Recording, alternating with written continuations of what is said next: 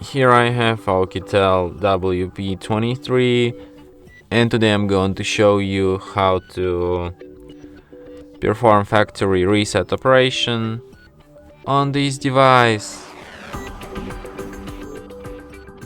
So firstly you should go to settings, then you should go to the system, select reset options, then tap erase all data factory reset, then once again, and then once again, and after that device will be restarted in about a minute or something.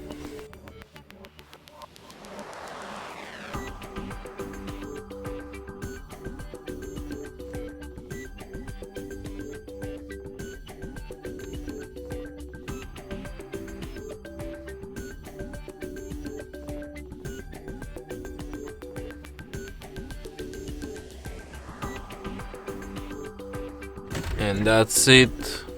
Thanks for watching. If you find this tutorial useful, don't forget to hit that like button and subscribe to our channel.